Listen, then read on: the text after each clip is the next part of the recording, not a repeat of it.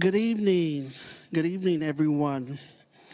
I am Ricky Hall, Vice President for the Minority Affairs and Diversity and the University Diversity Officer. It is my privilege to welcome you to the 2023 Samuel E. Kelly Distinguished Faculty Lecture featuring Dr. Joanne Woiak, Associate Teaching Professor for Disability Studies here at the University of Washington. We will learn more about Dr. Woiak in just a moment.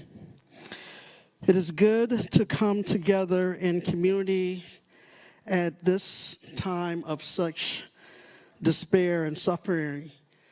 So while hearts are heavy and minds are full, hopefully we can take a pause and learn about a rich history this evening.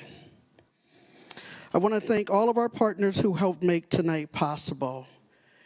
The University of Washington Alumni Association, the College of Arts and Sciences Disability Studies Program, the Disability Services Office, the Division of Student Life's Disability Resources for Students, University of Washington Office of the ADA Coordinator, and of course, thank you all for joining us tonight as we learn together.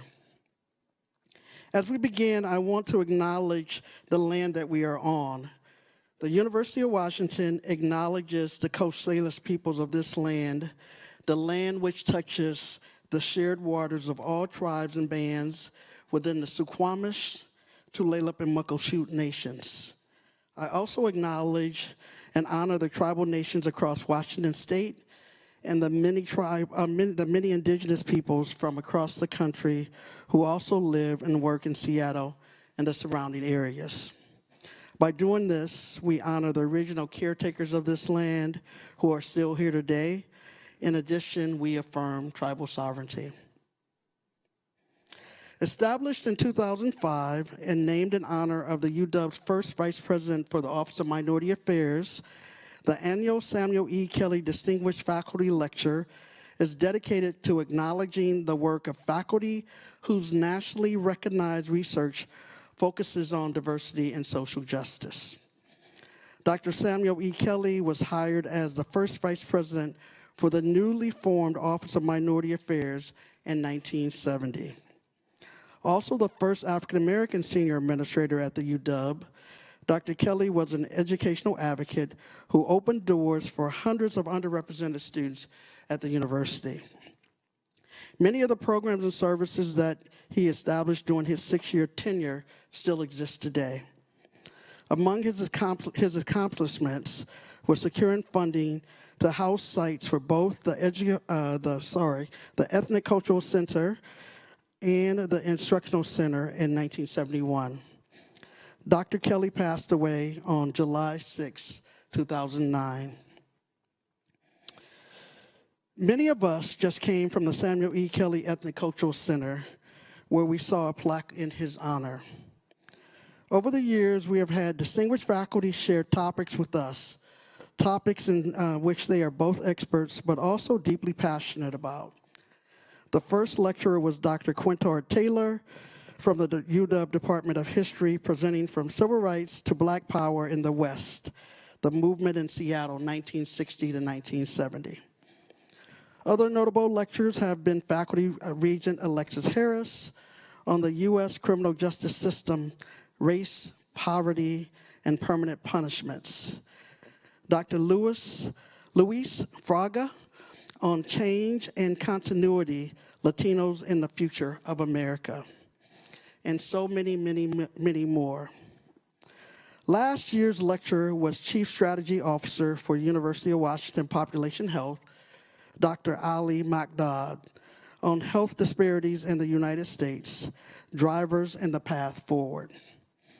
Dr. Woiak's lecture tonight is titled Engaging Disability, Empowering History, Ethics and Politics of Disability History.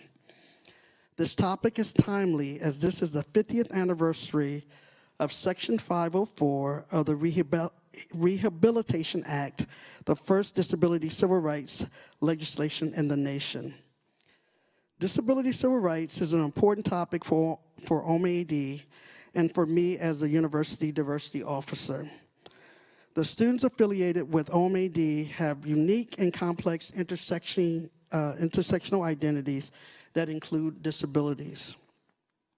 In fact, it is estimated that 25% of Americans have some form of disability, and many of them may not be visible.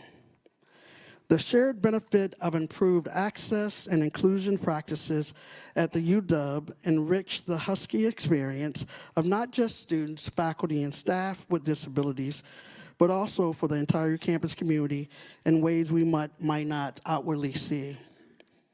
That is why we are thrilled to have all of you here, both in person and those of you who are watching remotely, and we are excited to hear from Dr. Woiak in just a few minutes.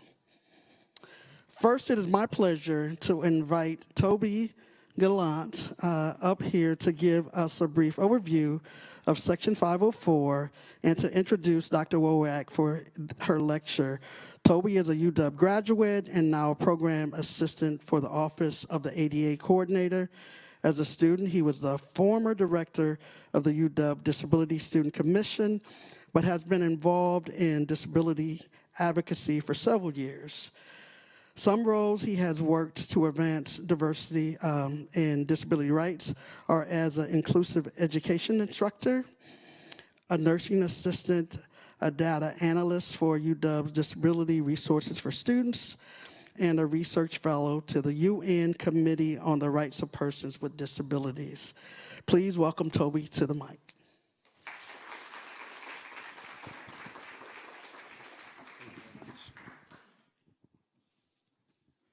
Thank you so much for that introduction, Ricky, and good evening to everyone. My name is Toby Gallant. I use he, him, or they, them pronouns. I do identify as disabled, and for a brief visual description of myself, I am a tall, white, male-presenting person with short brown hair. I'm in my early 20s, and currently tonight I'm wearing a white collared shirt and blue pants that you cannot see behind this podium. But it is an immense honor that I get to introduce tonight's distinguished faculty lecture. As Ricky just mentioned, this year the university commemorates the monumental milestone in disability rights history, the 50th anniversary of the passage of Section 504 of the Rehabilitation Act of 1973, the first civil rights legislation that enshrined the rights of persons with disabilities in law in the United States. In honor of this historic milestone, the Office of the ADA Coordinator, as well as many other campus partners, are coming together to curate a year-long slate of events, engagement opportunities, and resources for you all. You can explore these resources and all of these initiatives on the Office of the ADA Coordinator's website at washington.edu/ADA. These milestones do not only allow us to reflect upon and recognize the progress this institution has made for disability advocacy in the past 5 years, but also underscores the collective effort needed to continue to embody the spirit of 504 moving forward. To truly comprehend the subsequent advancements in accessibility and disability inclusion that is needed and required, one must delve into disability history, and specifically the tireless efforts of disabled advocates and Section 504 history itself. There's perhaps no better guide to this journey than my own teacher who taught me Section 504, Dr. Joanne Woiak. Dr. Woiak's qualifications and legacy in disability studies scholarship are multifaceted and deserving of so much recognition. Her profound understanding and teachings of disability history has inspired numerous students in the Disability Studies program to embrace the advocacy spirit of those advocates who came before us. Her previous role as the president for the Society for Disability Studies, along with her impactful history in the UW Disability Studies program, has formulated and solidified our program's standing as one of the nation's leaders in disability studies. Dr. Woiak's teaching rejuvenates the historical narratives for disabled students. Her teaching gives disabled students back the history that we've been stripped of, the care and the love that has been so long neglected, and the access to education that we rightfully deserve. If nothing is to be about us without us, then a person's qualifications to speak on one must come from the disability community itself. And with that, I want to speak from the heart of many disabled people who resonate with this introduction and help me write this tonight. Joanne Woiak is loved by this community. She is respected by this community. The profound impact that she has made on the lives of countless of disabled individuals is a testament to the love, care, and dedication that she infuses into her pedagogy and advocacy efforts.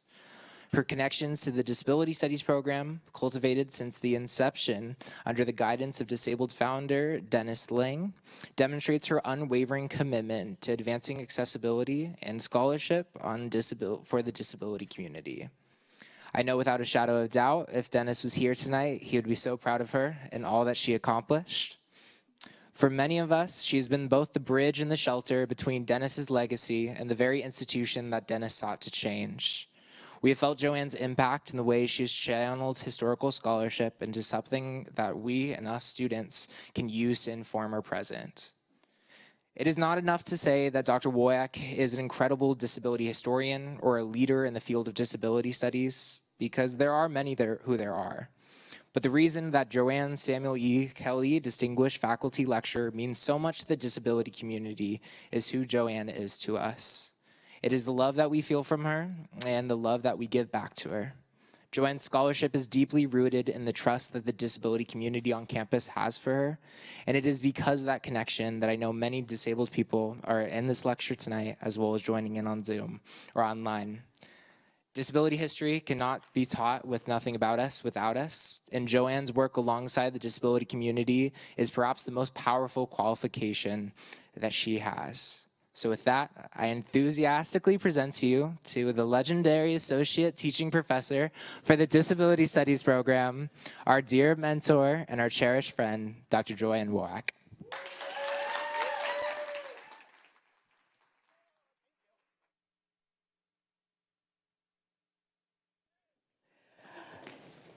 Thank you, Toby. I asked him to show me that beforehand so that I wouldn't be so tearful right now, but I still would be tearful. Thank you.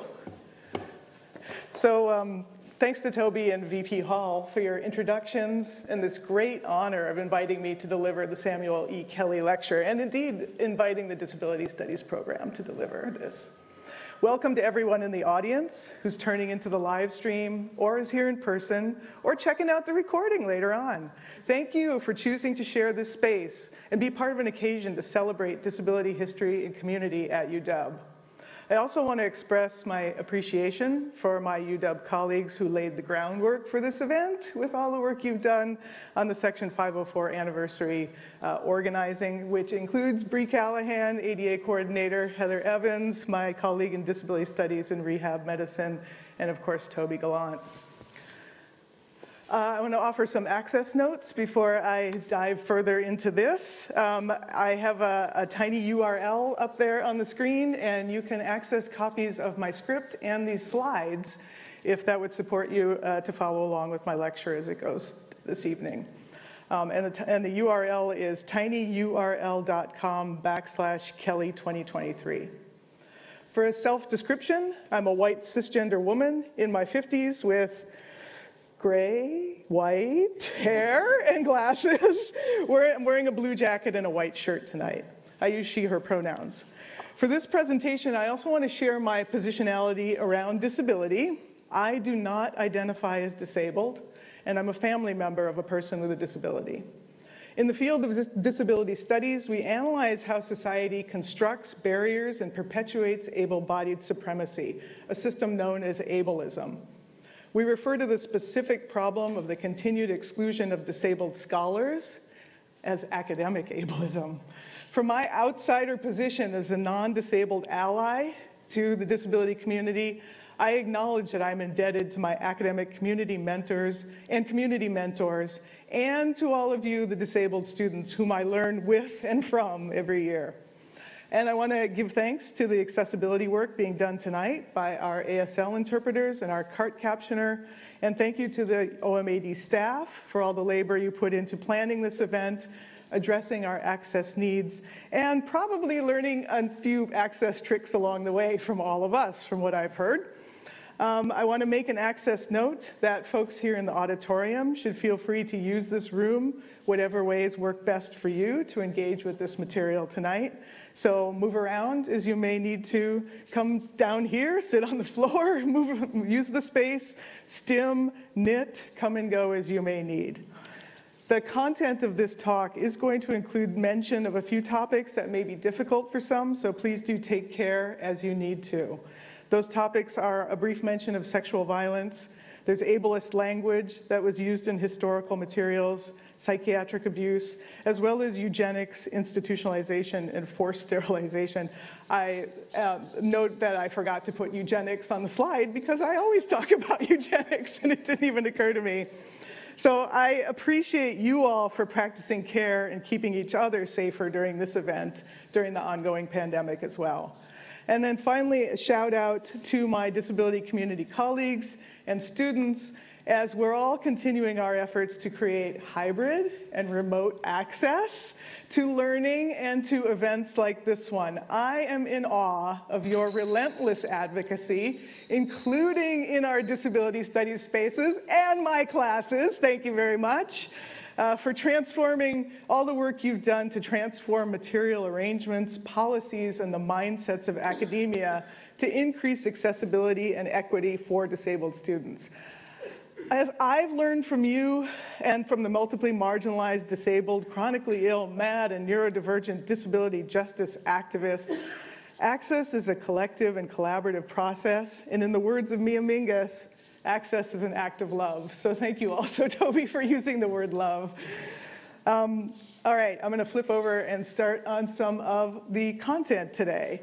So according to a report in the Portland Daily newspaper a couple decades ago, sometime in the early 1990s, quote, records chronicling the forced sterilization of 2,650 Oregonians have disappeared or been shredded, erasing proof of one of the state's most troubling chapters that advocates now want addressed, unquote.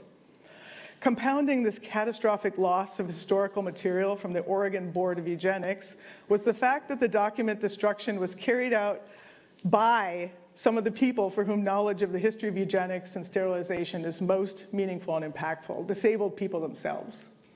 They worked for a Portland nonprofit that was one of the state's largest employers of people with disabilities.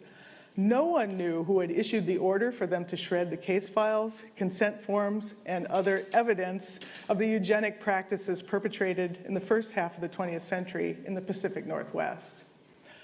2 decades prior to that devastating episode, another kind of stealth action occurred in Washington, D.C. that would shape the history of disability rather more constructively. This was the writing and passage of the first wide-ranging federal disability anti-discrimination law, Section 504 of the Rehab Act of 1973. Remarkably, the disability community was less actively involved in creating that momentous public policy than they had been in deleting evidence of their own history in Oregon. According to policy historians, no disabled people had lobbied for Section 504. The Disability Rights Clause was introduced by what one person has called quietly activist congressional staffers, a year after there'd been an unsuccessful attempt to amend the 1964 Civil Rights Act to include disability. Congress held no hearings or debate about Section 504. Nobody could even remember who drafted it, and few paid any attention to this anti-discrimination language that had been tacked onto the bill for funding rehabilitation services. So I'm using these sort of diametrically opposed, quote-unquote, covert episodes. In the one case, secretly destroying evidence of disability and eugenics history, and in the other situation, kind of silently making history for disability rights. I'm using these to introduce the subjects that I want to focus on for this talk about ethics and politics of doing U.S. disability history. When I was invited, I knew immediately that obviously I wanted to reflect on 504, and there's some unbelievably powerful new historiography, and I wanted to share that with you. It's not my own research, it's mostly another scholar. It's another scholar. But I also wanted to take the opportunity to share some of what I've looked at and thought about for years about the history of the eugenics movement. So I'm combining these two things in an interesting way, I hope. I'm aiming to connect these topics through the themes of erasure and accountability within the field of disability history. Disability history makes promises to fully engage with the concept and lived experiences of disability and to empower history by shaping how, where, why, and by whom knowledge about disability gets researched and disseminated. But sometimes we historians don't really live up to those promises. In other words, not only does disability get erased from mainstream US historical accounts and collective memory, including by things like active destruction of sources, but even when the topic of historical research is disability itself, we routinely discount some disabled voices and experiences. In identifying and troubling such gaps in history and the consequences of those exclusions, I'll also highlight locations and people who are doing the work to recover, preserve, honor, and learn with the forgotten histories of communities and families. In the words of disability historian Susan Birch, remembering nourishes relations, sometimes creating new ties, stories, and futures. Okay, the field of disability studies, a little bit of overview here through some of the scholarship I think is really impactful now. Field of DS, as we call it, involves thinking in new ways about how society defines and addresses, quote, the problem of disability. Calls on us to reflect on our own presuppositions about disability. In an influential essay, Enabling Whom? Critical Disability Studies Now, Julie Averill-Minnick posited disability studies as a methodology by emphasizing its, quote, mode of analysis rather than objects of study in order to recommit the field to its origins in social justice work. She asks, how might we foment ethical relationships between disability scholarship, disability activism, and communities of disabled people? In other words, what do we want our work to do? In a similar vein, in a new book that we just started reading in my grad class, yay, Akemi Nishida in Just Care recounts visiting with a disabled artist friend who dreaded reading more DS works that, quote, merely retraced ableist realities, unquote, that she was already living. She urgently wondered, quote, where she could find disability studies which would help her to live. So scholars like Minnick and Nishida are also taking up Chris Bell's provocation from a couple decades ago when he justly demanded, quote, is disability studies actually white disability studies? The field's lack of intersectional analysis of race along with disability, of analyzing racism and ableism together, is reflected in how we've told the histories of US disability rights and specifically the history of 504. This omission is now on its way to being corrected with the 2022 publication of Sami Schock's extraordinary book, Black Disability Politics. Sami Schock. So weaving together intersectionality and social justice as grounding principles for DS and disability history, Schock challenges existing versions of disability activism history, and she brings disability studies and Black studies fully into conversation.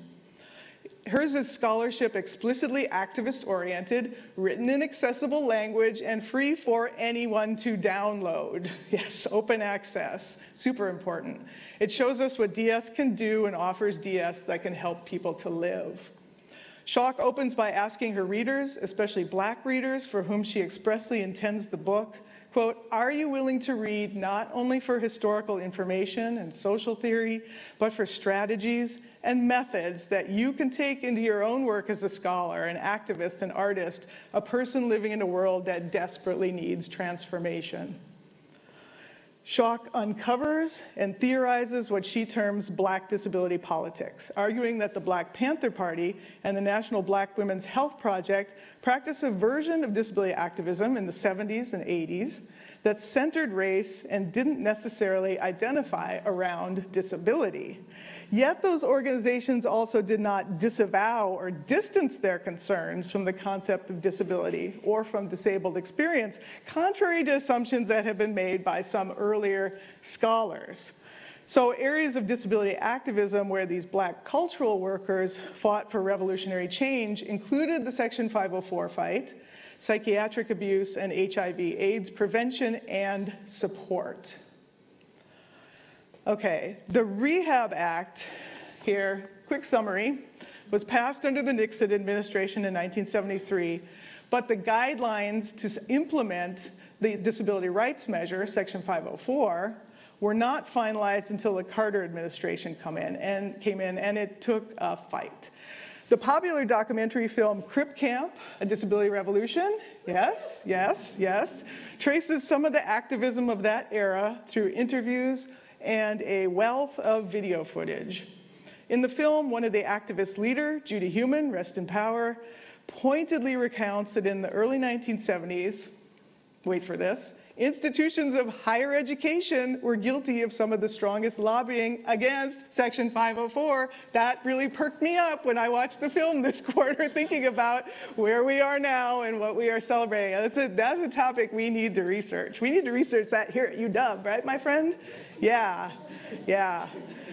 By April 1977, disability organizations had begun to feel pressured that the clock was running out on this law, while the government dragged its heels and even threatened to scale back the regulations, the 504 regulations. So they called for a massive act of civil disobedience, culminating in an astounding sit-in for 25 days and nights at San Francisco's Federal Building. The militant protests were tremendously well organized, fostered cross-disability and cross-social movement solidarity, gained wide media coverage for what one broadcaster company called, this will be familiar if you've watched the films, an occupation army of cripples. And they were ultimately successful to force the administration to sign the regulations on April 28, 1977. Crip Camp, great film, about the takeover of the Federal Building and the shared backgrounds of some of the protesters at an empowering youth summer camp for disabled youth. And it is streaming on YouTube still because it was nominated for an Oscar and all that good stuff. But I'd also recommend, I haven't shown this in class for a while, the shorter but not inaccurate portrayal of 504 with an entire cast of disabled actors, that Drunk TV Comedy Central episode, right? And it's called Judy Heumann Fights for People with Disabilities. And I was writing this and I was like, oh, wait a minute. That's the problem. I mean, it's a great depiction, but that focus on white, physically disabled leader Heumann is emblematic of the silences and omissions of most of the existing 504 historiography. So another example is that another one of the protest leaders who you see in all the footage, but she's conspicuously absent from when we talk about 504 in sort of mainstream narratives, is named Kitty Cohn. She was white, physically disabled, and a lesbian. And guess what? Nobody ever talks about her involvement. Interesting. So the interviews with sit-in participants collected in Fred Pelka's book, What We Have Done, An Oral History of the Disability Rights Movement, are limited to white activists. It's very striking when you go back and look at Pelka's book now. Only one interviewee mentions the vital role that the Black Panther Party played in sustaining and promoting the protest. In Corbett O'Toole's words, which I have up here on the slide, quote, "I think the secret history," that's my emphasis, "of the 504 sit-in is that we never ever would have made it without the Black Panthers. The Black Panthers fed us dinner. They fed 150 people, of which only one was a Panther, every single night for the whole demonstration. We never would have survived without them," unquote. There is scholarship that has addressed the role of the Black Panthers at 504 and beyond, aside from Schock's book. Some of that work is Leroy Moore's 2014 publication, Black History of 504, Sit-in for Disability Rights. More Than Serving Food, When Will the Healing Begin? Was his title. Some of the materials in the UC Berkeley Oral History Center collection. Online, you can access the party leader, party chair Elaine Brown, talking about the 504 protests. I highly recommend that. She is awesome. White disability studies scholar Susan Schweik's 2011 article, Lomax's Matrix, Disability Solidarity and Black Power of 504, examined the pivotal position of the disabled Black Panther Brad Lomax, both during the sit-in and as a leader forging collaborations between the Panthers and Bay Area disability independent living groups. Schweik sees the neglect of this history of coalitions and of intersectional identities as a case of whitewashed disability studies, as she calls it. And likewise, more recently, white DS scholar Leslie Fry asserts that the power of the disability rights movement was enacted through 1970s Black liberation labor, a crip genealogy that has never been adequately credited. Okay, Schock's research Sammy Schock's research offers broader framing and detailed examples for appreciating the Black Panthers as agents of Black disability politics. She explores how the party undertook an array of health and disability-related work, how they regularly promoted disability issues in their national paper, the Black Panther, which is the image up there, which I'll describe in a sec, and they expressly linked disability rights as an element of their overarching revolutionary agenda to liberate all oppressed groups. The Black Panthers put out a press release, April 8, 1977, declaring support for the 504 occupation. They said plainly, the issue here is human rights, rights of meaningful employment, education, basic human survival, an oppressed minority, the disabled and handicapped, unquote. So on this slide, it's the front page of the newspaper, The Black Panther, on the day that the occupation was won. The headline says, "Handicapped Win Demands, End HEW Occupation." And in the photos at the top left, there is a Black man sitting in a wheelchair. That's Brad Lomax, that pivotal person who was actually at the protest, disabled Black Panther. There's another Black man in that photo who is standing behind him. His name is Chuck Jackson. He was working as attendant for Lomax. Both are smiling in the photo. And then on the left, there's a young Black man, and his name is Dennis Billups, who's blind, and he's big in a big role in Crip Camp, the film. He's holding a handwritten sign saying, "You don't have to see it to know." And on the right is a large group of people watching as a protester using a wheelchair exits the building after the victory was won, was declared.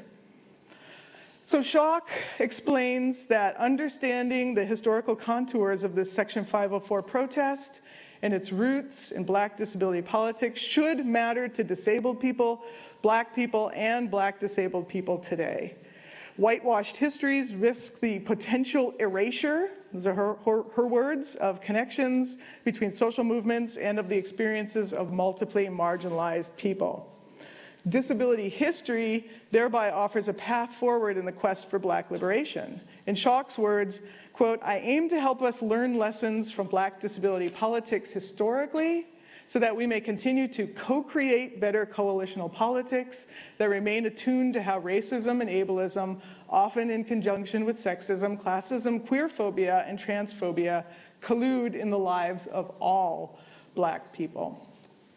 Okay, I'm going to switch to the second topic to talk about history of eugenics and disability and race for a little bit here.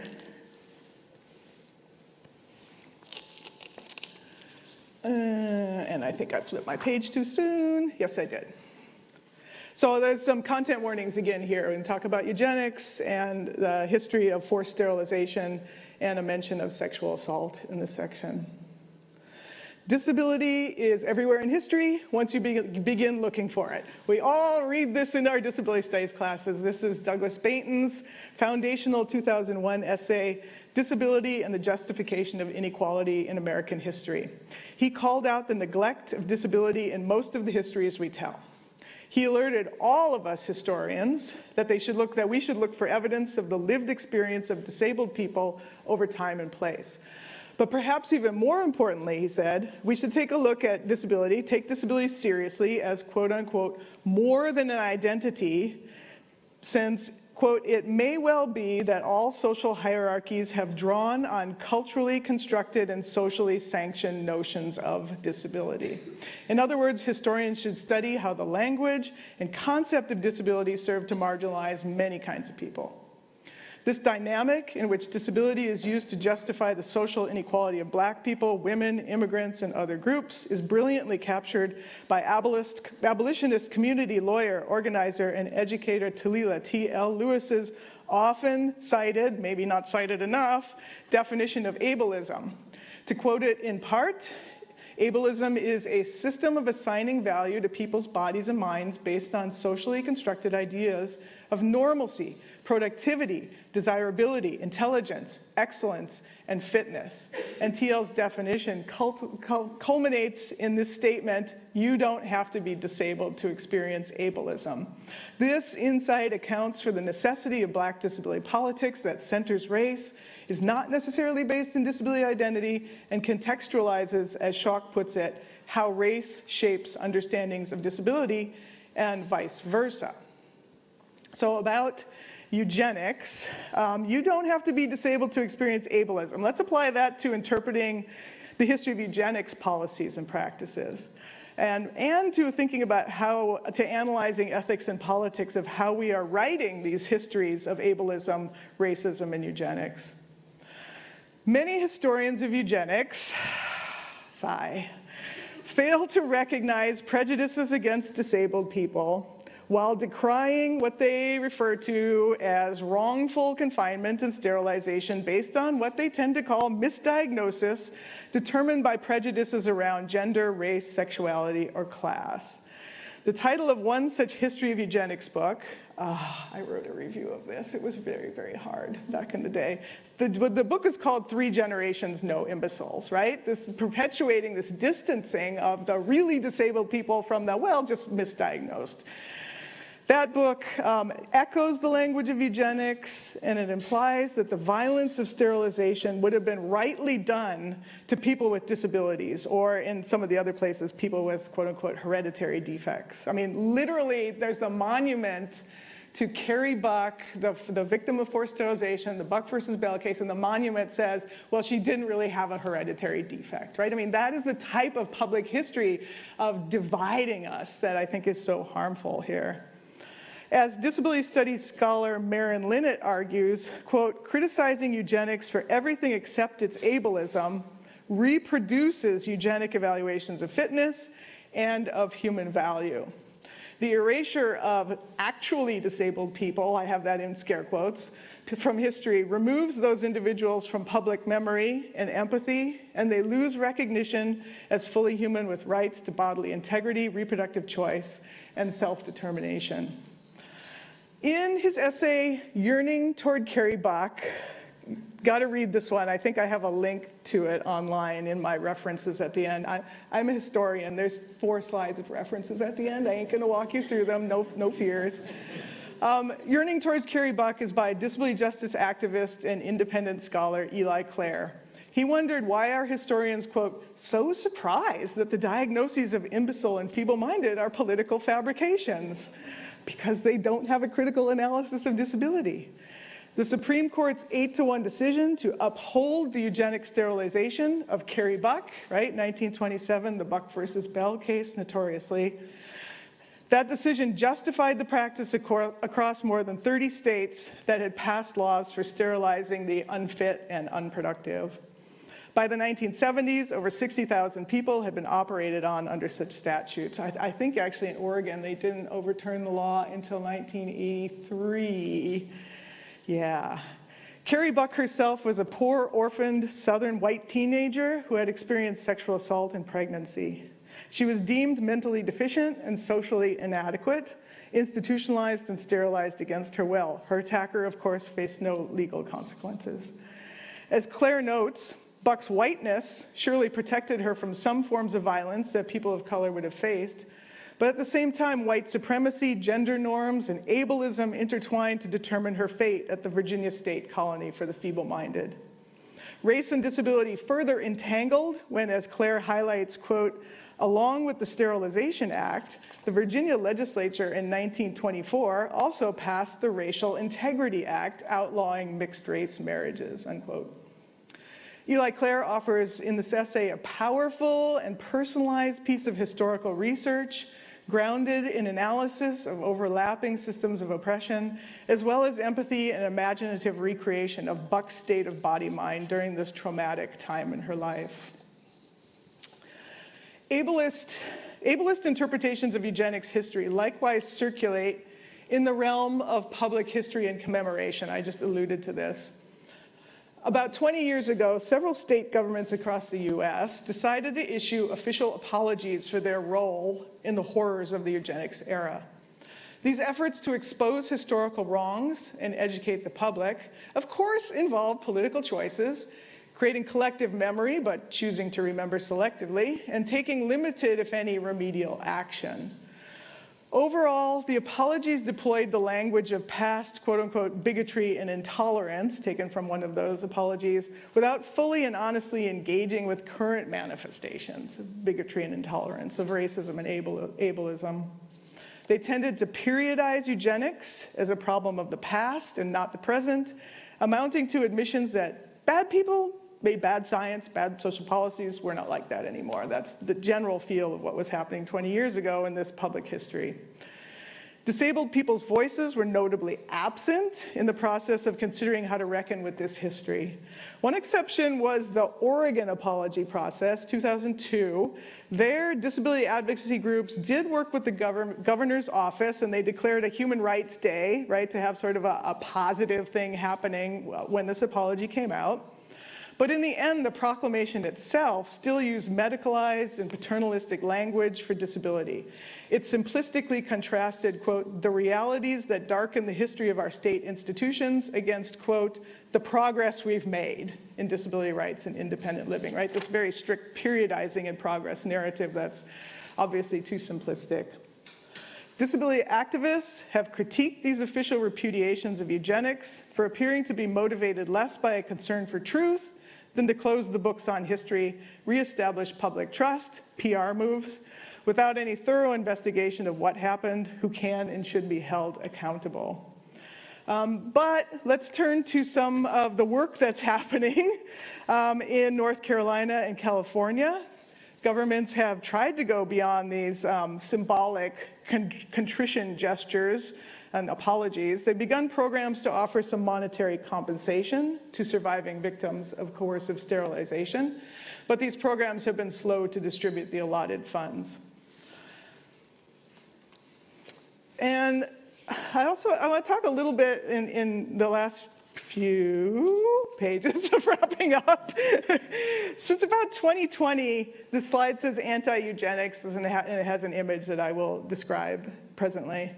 Since about 2020, there's been a strong push among coalitions of social justice activists and academics to organize a more intersectional, right, highlighting the voices of multiply marginalized folks, including multiply marginalized disabled folks, and very grassroots, and they call it an anti-eugenics movement. Consortiums have sponsored numerous local and online scholarly symposia. There have been a lot of scholarly symposia in the last few years. Primarily, these have been in the global north, not entirely, I don't think. One, for instance, was fall 2021. It was called the Dismantling Eugenics Convening, and it featured a majority of presenters who were people of color, including several BIPOC disability justice activists. Members of the anti-eugenics movement have planned and participated in specific actions around commemoration. They're doing work around renaming of sites and buildings that had previously been named for eugenicists, and other processes for potential confrontations and action. I mean, and they're very intentional about, we don't necessarily need a product right now. This is a process of figuring out how we work together, how we work through this, how we figure out how marginalized communities will actually benefit from this work we're doing of pushing back, rejecting eugenics. So this slide shows what's called the Witness Tree 2021. It's a tapestry by Judy Dow, who is an Abenaki French-Canadian educator and artist. The tapestry appears on the website of the Confront Eugenics Project at Oxford University. And it responds to that infamous eugenics tree, and I didn't plop that image up here, but it's from about the 1920s. You see it anytime you Google eugenics and start looking for the history. That tree that depicts all of these academic and medical fields as the roots that feed into the horrifying policies that were generated from the thinking of the elites at that time. But in this case, the text reads, quote, "Anti-eugenics is the collective creation of an equitable and healthy world for all," unquote. And here the roots of the tree are labeled things like justice, found voices, flourishing, memory, inclusion, empowerment, and so on. So I'll talk a little bit here. Last bits here are what's happening in Washington State. What's up with Washington disability histories? As part of the eugenics apology movement that I just introduced from the early 2000s, some legislatures made promises to enact public education about the histories and legacies of eugenics and racist ableist science. Curriculum initiatives and public history projects to, quote unquote, learn from history were proposed as a means to create, in the case of the words of the California Senate resolution for one of these, they said, "We'll create a more educated and tolerant populace that will reject any similar abhorrent pseudoscientific movement should it arise in the future." On the one hand, I'd read this as kind of this individualizing the responsibility for change, right? Just learn, be better after you learn. That's a problematic approach. None of these apologies or Senate resolutions mention anything about any funds or any teaching resources for doing disability history. Having said that, I celebrate the spaces where the work is now actually happening under the leadership of disabled youth and allies. And my colleague Sarah Arvey is up here in the front. Thank you, Sarah, was part of this initiative that I just want to give a brief description shout out to. In Washington in 2008, first of all, there was a coalition of self-advocates who successfully lobbied our legislature to name October as Disability History Month. Dudes, it's October. Do we even know this? Not so much.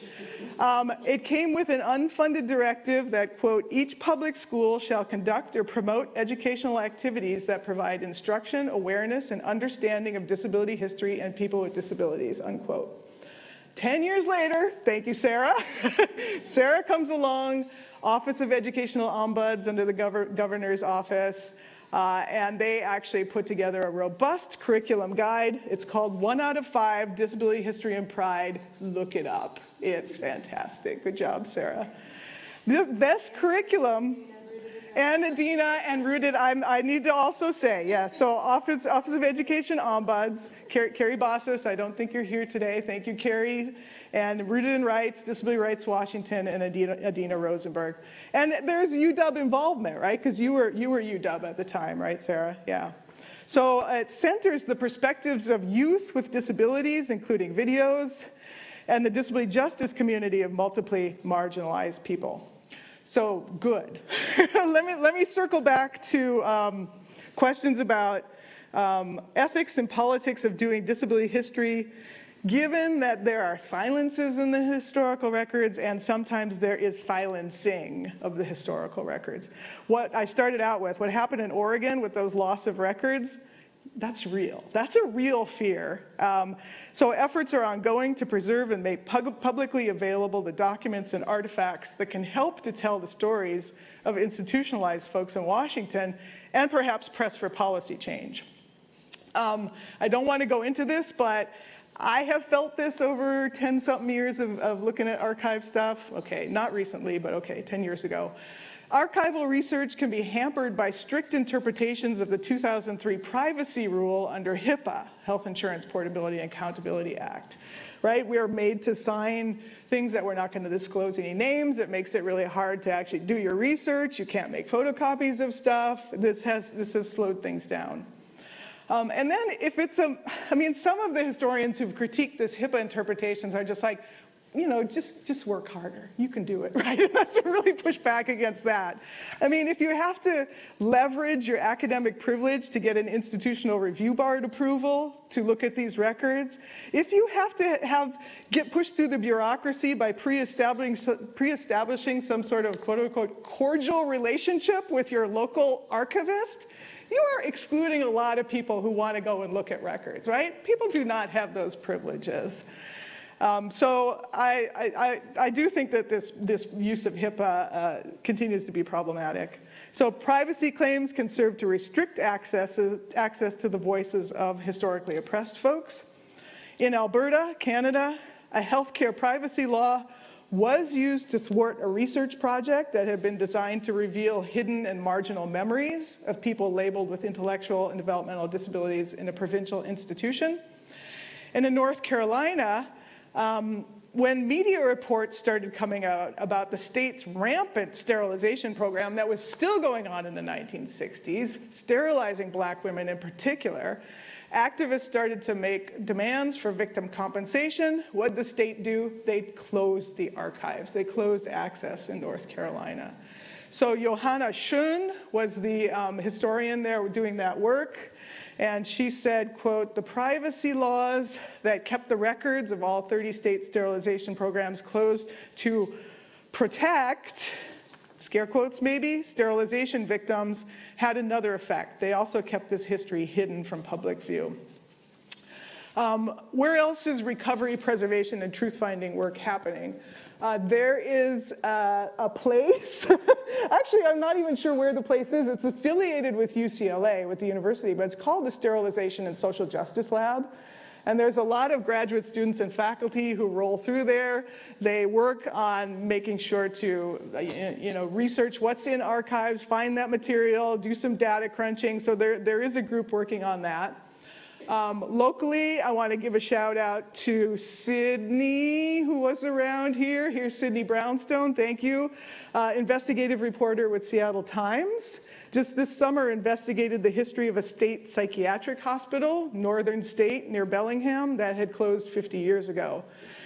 The Times ran a series of stories about family quests to find information about loved ones who'd been confined there. And there's an individual who's been trying to recover and mark the graves of those who died at the hospital. And there's a lot of that type of work of finding the graves and marking graves happening around the country. This Times investigative reporting about Northern State led the Attorney General's office to unseal death records, which are now open to the public in the state archives and in digital format. And one other thing I want to talk about, because this is ongoing, and I kind of realize how all my stuff came together this morning when I finished this up. Medical Lake near Spokane. The Lakeland Village Residential Habilitation Center, RHC, which currently houses about 200 folks labeled with intellectual and developmental disabilities. It's come to light that at Lakeland Village, there's amassed a really complex and large collection of written records, photographs, and other possessions of the people who were confined to that institution since the early 20th century. I always wondered about that because I could not find RHC stuff, custodial school stuff, in the state archives. It's still there. So Lakeland was previously called the Eastern State Custodial School. It was part of a network of institutions where disabled people, among other things, among other violence that was committed, they were forcibly sterilized in Washington. And sterilizations happened in the 1930s up until 1941, and then our law was overturned in 42. And in total, officially, scare quotes, 685 people were sterilized in Washington. Purely by chance this summer, I encountered two unconnected sources of information about this trove of historical materials that's at Lakeland. One, I got an email from a Washington resident, and this I ran this 2009 Eugenics History Symposium at UW, and since then people have reached out, right? What do you know? What documents do you have? What can I find out about my family member we don't know about my great aunt? This is what happens with the Sterilization and Social Justice Lab too, right? It's academics very much in conversation with the general public, with the community. This woman had written to me originally about 2011. We'd gone back and forth. I hadn't talked to her. I hadn't written to her since 2015. I had told her back in 2011, hey, why don't you call up Lakeland Village? You are a relative. Maybe you can get those records. She's got all the records of her ancestor. Yeah, it's pretty fantastic and horrifying. So she emailed me again this summer to update me because she'd been acquiring some new documents. Her family member was probably one of the first people who was sterilized in this state, actually, in 1936. So she's not here today, so I will leave that story for her to tell more fully. And the other piece of research and preservation work happening with Lakeland Village is that disability advocacy groups, and particularly we're in touch with the ARC of Washington, are working on a plan to save these materials, save as much of these materials as possible, get them into the state archives. Maybe, I've got a colleague here today who's, we're going to maybe work on digitizing some of these records so we can have some university community and advocacy collaboration again. I think we need to figure out how to bring in students in this in really meaningful ways. I've been going back and looking at communications from the anti-eugenics consortiums and all of the powerful ideas about how students could be doing participatory action research, right? Going out in the community and creating markers and really, calling attention to this stuff. So I think there's a lot that we can work with here. There is concern that the HIPAA privacy rules could get applied to these records, that the state might decide to destroy things, or at least keep them minimally available. So the last wee tiny bit here is that I finally kind of crystallized for me that talking about Black disability history politics, talking about the anti-eugenics movement, talking about the 1 out of 5, it all comes together like we're still doing this, right? We have to learn. We have to learn from the work that these historians have done. We have to learn from the work that these Black cultural workers did. We have to be intersectional. We have to center the voices of the most marginalized, multiply marginalized, right? We need to have people of color with disabilities at that table when we sit down and start talking about what's going on at Lakeland and what to do with that. So my last word is really just to go back to Sammy Schock. We have to take in the wisdom of the disability justice movement, the leadership of those most impacted. We need to do disability history in ways that are not going to perpetuate these erasures that I've just told you about, these maneuvers of distancing from disability or distancing from race. We need to bring all these folks to the table to learn what Sammy Schock called strategies and methods from history so that we can co-create better coalitional politics. And that's where I ended, because I think it all, in the end, came together. And I'm really excited about it. I got to give this, and I'm going to go meet with some folks on Friday. And yeah, doing history is real. And so thank you to Sarah and Sydney and Stacy, who's not here today, and my person who's getting all of her family records at Lakeland, Leslie, is just so lovely. And she's been in touch with me on email for 10 years. She's hanging with me. I'm sharing stuff with her. She's sharing stuff with me. This can happen, y'all, right? So thank you. Thank you to Toby again for firing me up and letting me talk about this stuff for a little while. So I have no idea what time it is. I did bring my clock, and I think I talked this all the way to the end of this. We should have a little bit of time for questions, right, VP Hall? So we've...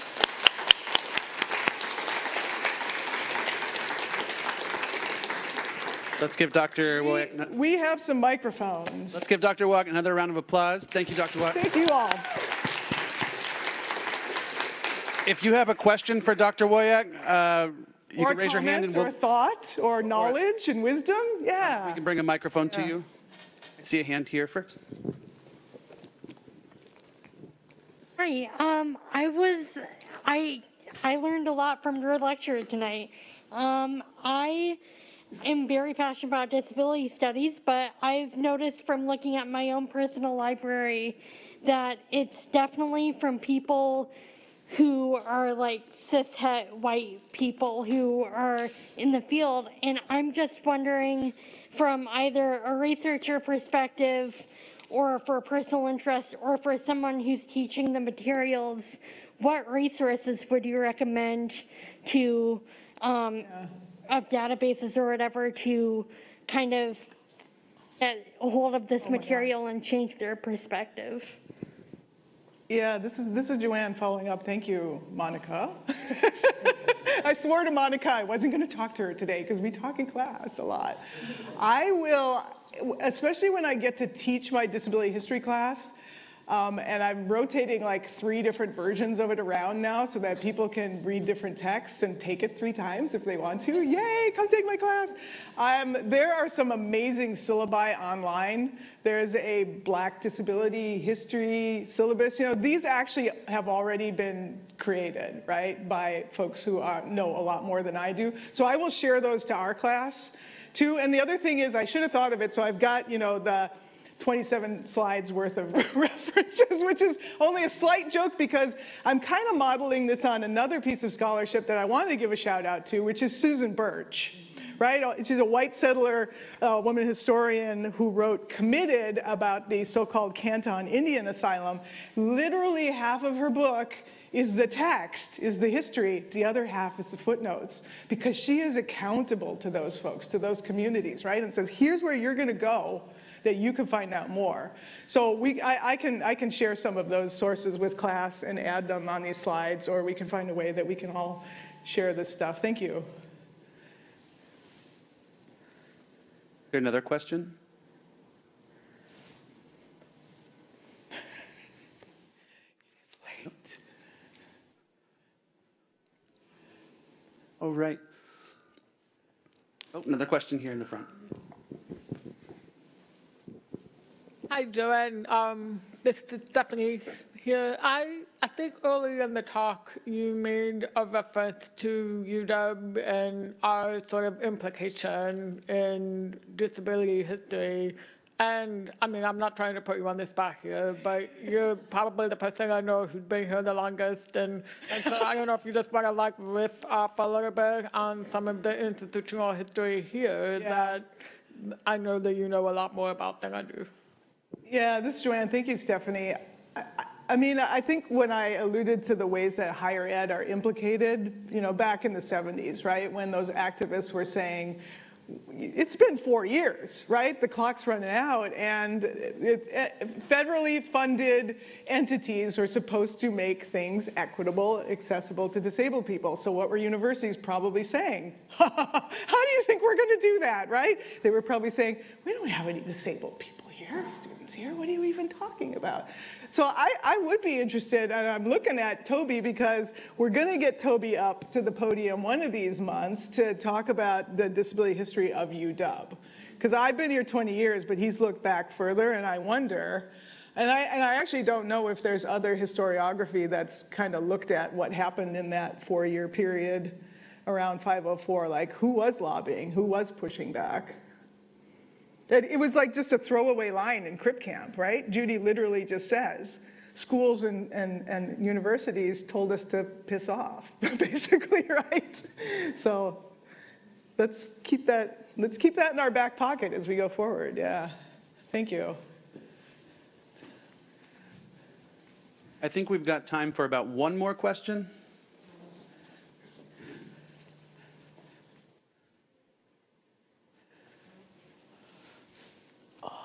In the back here. Oh, of course. I thanked you for coming, Sarah. Be nice to me. Of course. This is Sarah. I'm in the philosophy department. It's a great talk, and it's so important to look at this. And I guess my question is really thinking about how you talked about HIPAA and regulations that are there to protect people. As a non-historian, I guess I think it's complicated, right? So if I'm writing diaries in my time, I'm not planning on other people reading those, or at least for many of us who write diaries. And I guess I know historians love those things, right? And I like reading them. I also like reading them when they come from my family members who are long gone, but especially if I'm still alive? Yeah. That's so complicated. And I guess I'm just wondering how, as a historian, you think about those two tensions. Because it's really, like, you don't want to hide what happened, but also you don't want to risk people's own private lives. Right. No, I feel that. I hear that. I feel it. You really made it very personal there. Thank you. So the protections were supposed to be like 70 years, and I think, Sydney, that it's now 50 years. They got an agreement around those northern state hospitals, so after folks have passed 50 years, we can open them up. I mean, one other thing that struck me when I was having to sign these forms, you know, I mean, it's fine, I'll sign the forms. It also means it just makes it harder to do the research, is that what they're claiming is that this is medical information, and it's sterilization files. I mean, okay, there was a surgery, but this is like bad science and ideology that's in these documents, right? And they're sort of lumping it under this is private personal information, but it's hearsay. It's, you know, whatever is known about these people. So, and it's also kind of making assumptions that if there's an argument on a historical document that says they had hereditary quote unquote defect in their family, like that impacts people generations down the line, as if that were a real thing, right? That kind of annoyed me as well. But I mean, I think that question of how to use it relates, Sarah, to the question about how to use names, right? Do we use names? And I didn't talk very much to my colleague about whether to use the name of her family member today, right? I mean, she wants to tell that story, but it's been kind of ingrained in me not to use names. Other historians, like Corbett O'Toole, who I introduced you to, says, I'm gonna goddamn use these names because these are my ancestors, right? I'm gonna lift them up, that this happened to them and that they resisted these things in these ways. So there's that too, right? So I hear you. I don't know if that's a little bit of how I feel and think about it. Yeah. I mean, you also feel it when you go there. Anybody, you can all go there and look through some of these, say, sterilization records, and you will just be hit in the heart with what was happening to these people, right? One more. Yeah. Hey, this is Sarah. Sarah. Other Sarah. Yeah. There's lots of us in the world. Well, I have one kind of follow-up. Well, okay. Apparently I have a lot of quick things. One, huge thank you.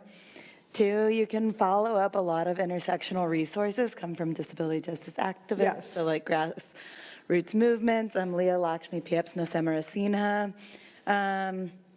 is really excellent and has a whole list of like intersectional work that she offers. I wish I don't follow them on Instagram because I don't use social media, but I hear that that's a great way to get the scoop. But my question is around shocker disability history in education, and I'm wondering if there's any movement to turn any of these sites into museums or like monuments or kind of reclaim space or have, you talked about like participatory research happening maybe, or like, a for us by us model of like what it means for disabled folks. Yeah. Just to like come in and support some of the education happening.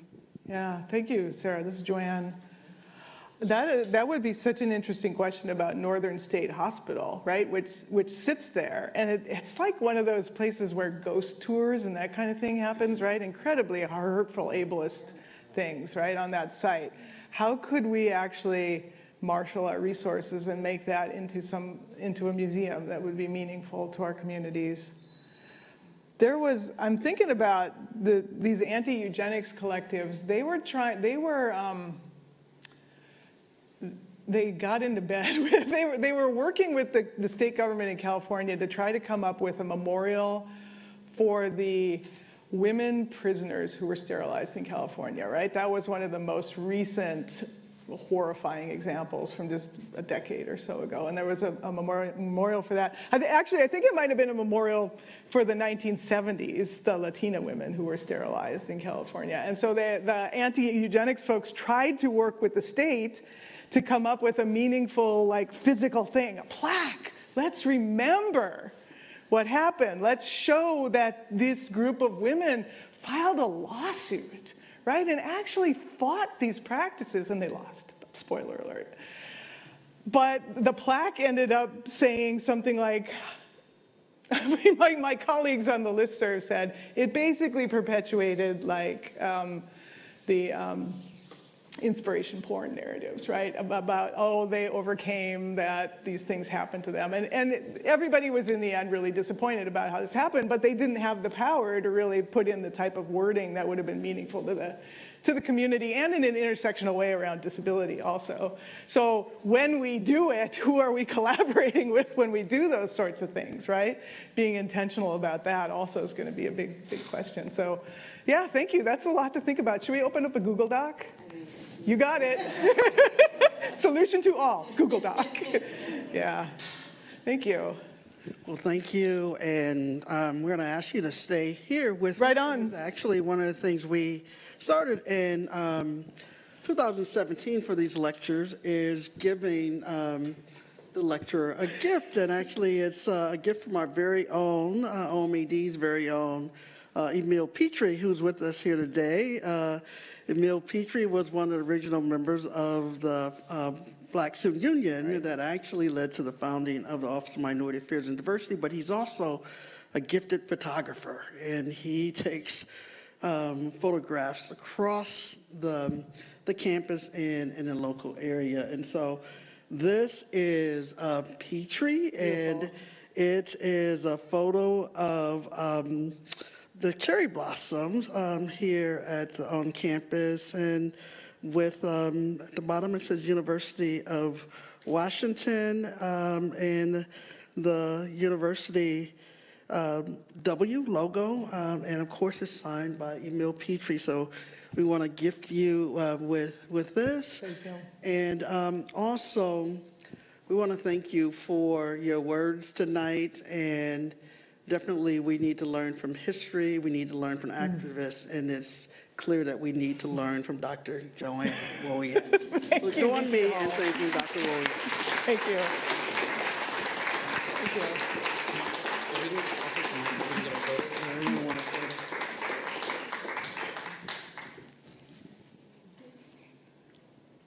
Wait a minute, we got to tilt it forward. There you go. There you go. You've been trained. I learned from him. Yes, you learned from the best. Get the glare. You learned from the best. Thank you all. Well, thank you again. Thank all you. for coming. Thank you. Beautiful.